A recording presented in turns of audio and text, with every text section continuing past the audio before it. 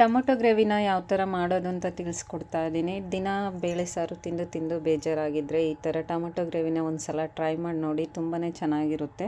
ಬೇಗ ಕೂಡ ಮಾಡ್ಬೋದು ನೀವು. ಅನ್ನಕ್ಕೆ, ಚಪಾತಿಗೆ, ರೊಟ್ಟಿಗೆ, ಮುದ್ದೆಗೆ ಎಲ್ಲದಕ್ಕೂ ತುಂಬಾ ಚೆನ್ನಾಗಿರುತ್ತೆ. Welcome to our PSL family.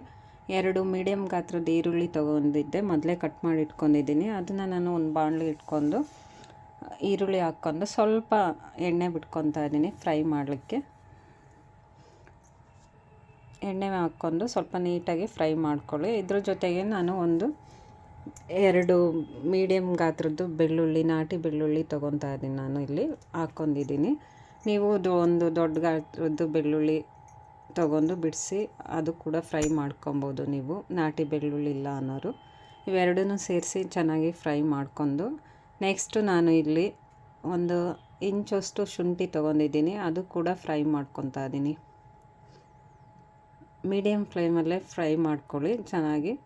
ಅದಾದಮೇಲೆ ನಾನಿಲ್ಲಿ ಒಂದು ಅರ್ಧ ಟೇಬಲ್ ಸ್ಪೂನು ಜೀರಿಗೆ ತೊಗೊತಾ ಇದ್ದೀನಿ. ಅದು ಕೂಡ ನಾನು ಸ್ಟವ್ ಆಫ್ ಮಾಡ್ಕೊಳ್ಳಿ ಜೀರಿಗೆ ಹಾಕುವಾಗ. ಹಾಕ್ಕೊಂಡು ಅದೇ ಬಿಸಿಯಲ್ಲಿ ಫ್ರೈ ಮಾಡ್ಕೊಳ್ಳಿ ಫ್ರೆಂಡ್ಸ್. ನೀಟಾಗಿ ಚೆನ್ನಾಗಿ ಫ್ರೈ ಮಾಡ್ಕೊಂಡು ನಾನು ಇದನ್ನು ಒಂದು ಜಾರಿಗೆ ಹಾಕ್ಕೊತಾ ಇದ್ದೀನಿ ರುಬ್ಕೊಳೋದಕ್ಕೆ.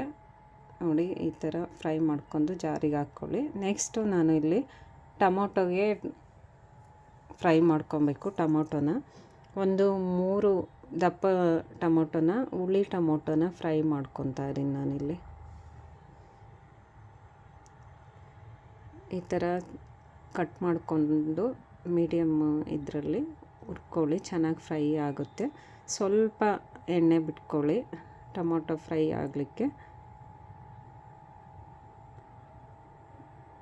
3 ನಿಮಿಷ ಫ್ರೈ ಮಾಡಿಕೊಂಡ್ರೆ ಸಾಕು, ನೀಟಾಗಿ ಫ್ರೈ ಆಗುತ್ತೆ. ಮೀಡಿಯಮ್ ಫ್ಲೇಮಲ್ಲೇ ನೀಟಾಗಿ ಫ್ರೈ ಮಾಡ್ಕೊಳ್ಳಿ, ಚೆನ್ನಾಗಿ ಸ್ಮ್ಯಾಶ್ ಆಗೋವರೆಗೂ ಫ್ರೈ ಮಾಡ್ಕೊಳ್ಳಿ. ತುಂಬಾ ಚೆನ್ನಾಗಿ ಫ್ರೈ ಆಗಿದೆ ಅಂತ ಗೊತ್ತಾಗುತ್ತೆ ನಿಮಗೆ. ಸ್ವಲ್ಪ ಸ್ಮ್ಯಾಶ್ ಥರ ಇದ್ದರೆ ನೋಡಿದರೆ ಗೊತ್ತಾಗುತ್ತೆ. ಅಲ್ಲಿವರೆಗೂ ನೀವು ಫ್ರೈ ಮಾಡ್ಕೊಳ್ಳಿ. ನೋಡಿ, ಈ ಥರ ಅದಕ್ಕೆ ಬರಬೇಕು ಟೊಮೊಟೊ. ನೋಡಿ, ಈ ಥರ ತುಂಬ ಚೆನ್ನಾಗಿ ಫ್ರೈ ಆಗಿದೆ. ಈ ಥರ ಫ್ರೈ ಆದಮೇಲೆ ನಾನಿಲ್ಲಿ ಸ್ಟವ್ನ ಆಫ್ ಮಾಡ್ಕೊತಾ ಇದ್ದೀನಿ.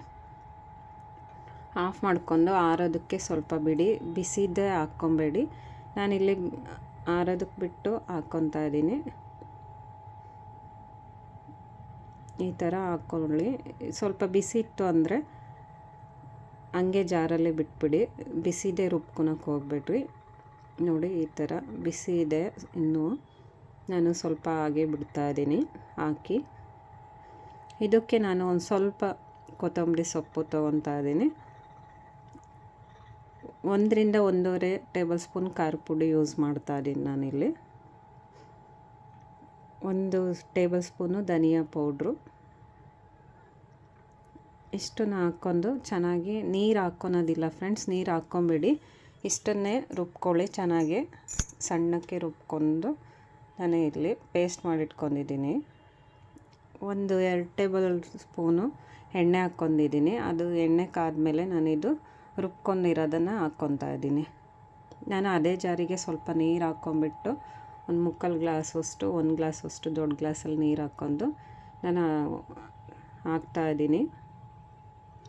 ಸ್ವಲ್ಪ ಗಟ್ಟಿ ಇದೆ ಅಂದರೆ, ನಿಮಗೆ ತಿಕ್ನೆಸ್ ಗಟ್ಟಿ ಬೇಡ, ಸ್ವಲ್ಪ ತೆಳು ಬೇಕು ಅಂದರೆ ಇನ್ನೊಂದು ಸ್ವಲ್ಪ ನೀರು ಆ್ಯಡ್ ಮಾಡ್ಕೊಬೋದು. ನಾನಿಲ್ಲಿ ನೋಡಿ ಈ ಥರ ಒಂದು ದೊಡ್ಡ ಗ್ಲಾಸಷ್ಟು ನೀರು ಆ್ಯಡ್ ಮಾಡ್ಕೊಂಡಿದ್ದೀನಿ. ಅದ್ರ ಜೊತೆಗೆ 1-1.5 ಗ್ಲಾಸಷ್ಟು ನೀರು ಆ್ಯಡ್ ಮಾಡ್ಕೊಂಡು ಅರ್ಧ ಟೇಬಲ್ ಸ್ಪೂನು ಉಪ್ಪು ಹಾಕ್ಕೊಂಡಿದ್ದೀನಿ.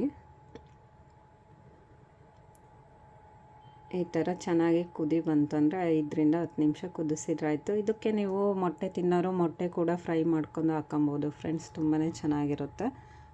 ಇಲ್ಲ ನಾವು ವೆಜ್ ಅನ್ನೋರು ವೆಜ್ ಕೂಡ ನೀವು ಉಪಯೋಗಿಸ್ಕೊಬೋದು ಈ ಥರನೇ. ಇಲ್ಲ ಮೊಟ್ಟೆ ತಿನ್ನೋರು ಈ ಥರ ಬೇಯಿಸ್ಕೊಂಡ್ಬಿಟ್ಟು ಅದಕ್ಕೆ ಹಾಕ್ಕೊಳ್ಳಿ. ನೋಡಿ, ಈ ಥರ ರೆಡಿ ಆಗೋಯ್ತು ಟೊಮೊಟೊ ಗ್ರೇವಿ. ತುಂಬಾ ಚೆನ್ನಾಗಿರುತ್ತೆ. ಅನ್ನ, ಚಪಾತಿ, ಮುದ್ದೆ, ರೊಟ್ಟಿ, ಒಂದು ಟೈಮಿಗೆ ಸಡನ್ನಾಗಿ ಮಾಡ್ಕೊಬೋದು. ಟೇಸ್ಟ್ ಕೂಡ ತುಂಬಾ ಚೆನ್ನಾಗಿ ಇರುತ್ತೆ. ಒಮ್ಮೆ ಟ್ರೈ ಮಾಡಿ ನೋಡಿ. ತುಂಬಾ ಇಷ್ಟ ಆಗುತ್ತೆ ನಿಮಗೆ ಕೂಡ. ಯಾರೆಲ್ಲ ವಿಡಿಯೋ ನೋಡಿದ್ದೀರಾ ಲೈಕ್ ಮಾಡಿ, ಕಮೆಂಟ್ ಮಾಡಿ, ಸಬ್ಸ್ಕ್ರೈಬ್ ಆಗಿ. Thank you for watching.